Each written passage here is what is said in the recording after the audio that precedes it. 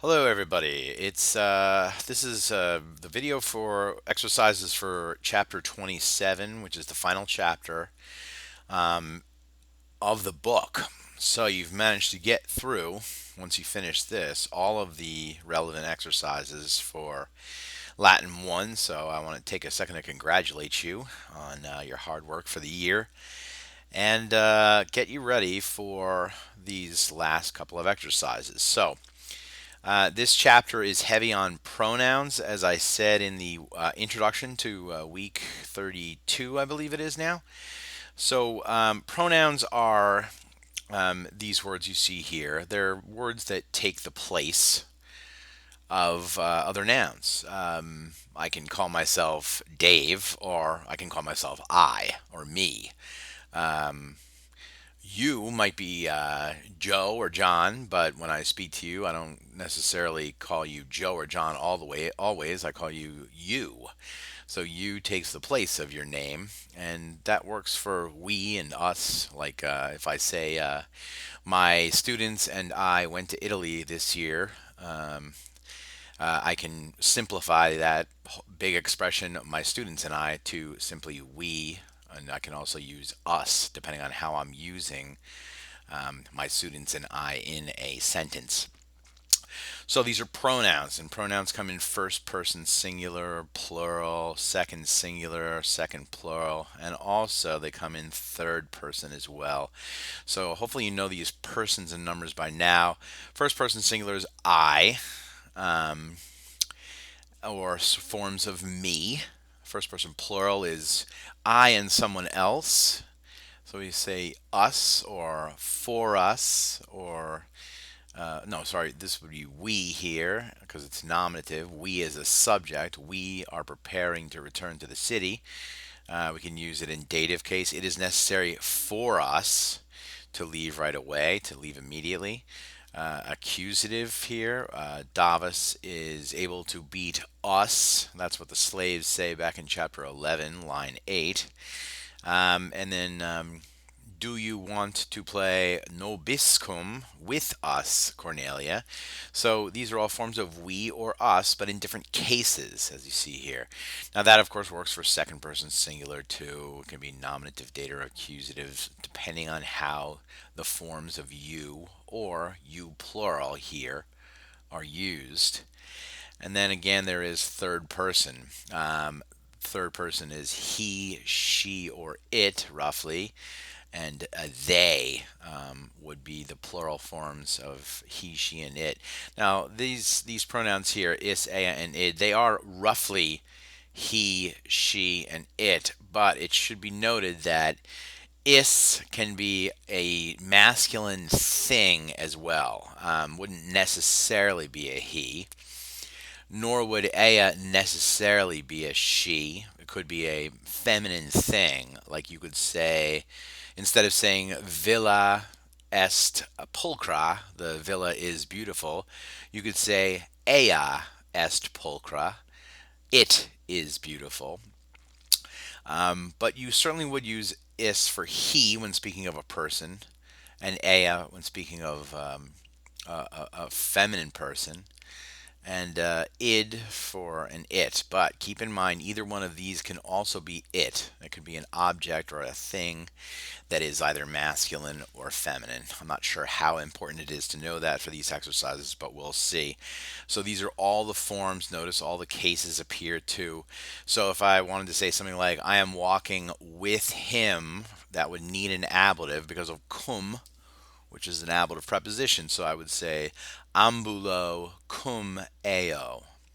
If I'm walking with her, ambulo cum ea, etc.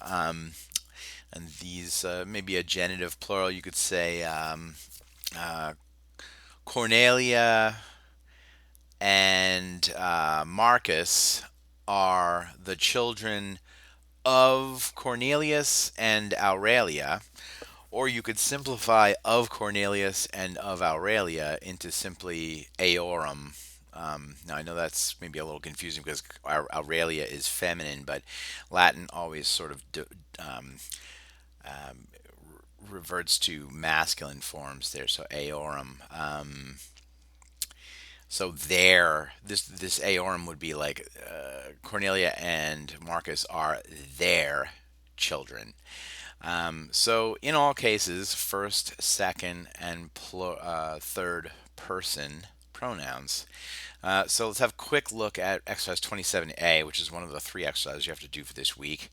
And it asks you by using the charts to pick the right form here. So let's do maybe two or three of these to get you on the right track. Necesse erat blank prope curriculum sedere. So it was necessary something to sit near the racetrack. Which one of these two forms is going to work? Which one is going to make sense in the context here? Eos is a genitive form of this third person pronoun here. So eos means like his or her or its.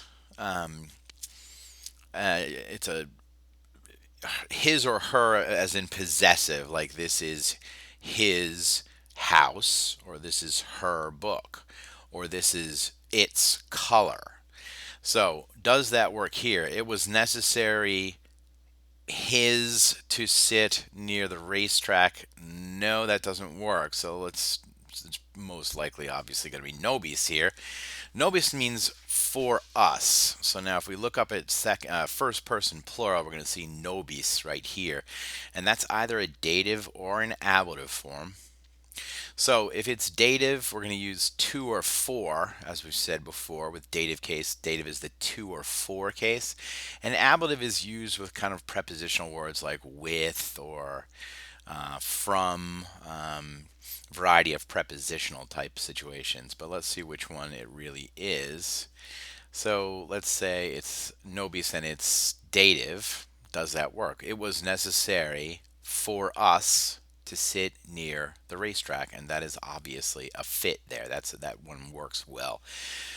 Necessary for us. So dative, first person, plural pronoun there. Sorry, I'm bouncing around here.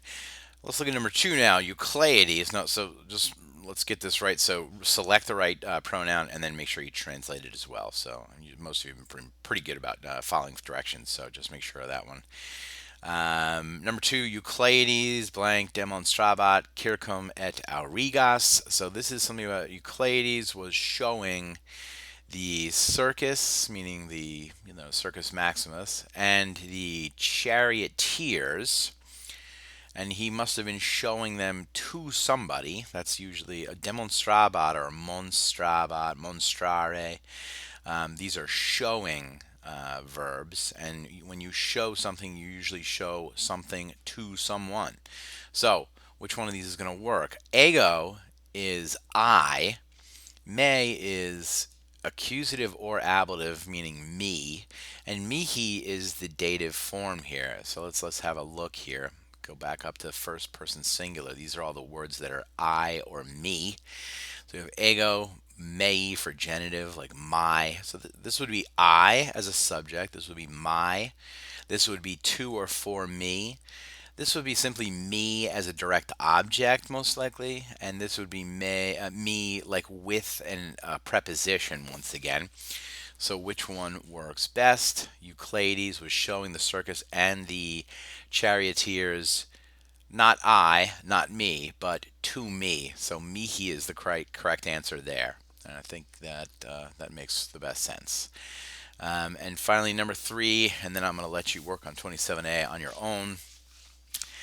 Now here the words are a little bit funky out of order, but you've been hopefully training yourselves to notice that word order isn't the most important thing, but following the endings of words is the most important thing here. So sextus is being spoken to, and we know that by sexte, which is the vocative form. So sextus, Cornelia does not want to sit near, and then to, tibi, or te. So let's have a look at what cases those are. To is a subject like you. You are at the racetrack today. Tui is like your. like a genitive possession type of thing. Tibi, again, to or for you. Te can be accusative as a direct object. I think maybe that's our answer here. And ablative te, again, with something like cum. You sometimes will see te cum, which means with you. So we go back and have our look here. Sextus, Cornelia does not want to sit prope near. And the answer is going to be te here. And the reason is prope is a preposition that takes the accusative case. So te is the best choice here. To is nominative, does not work as a subject here. Tibi, to you or for you doesn't really work in the context either. Prope, te is the best answer there. So I'm going to stop there with 27A and let you work on the next 7 on your own. So good luck with that, and maybe I will get up another video of 27B and C in a few minutes.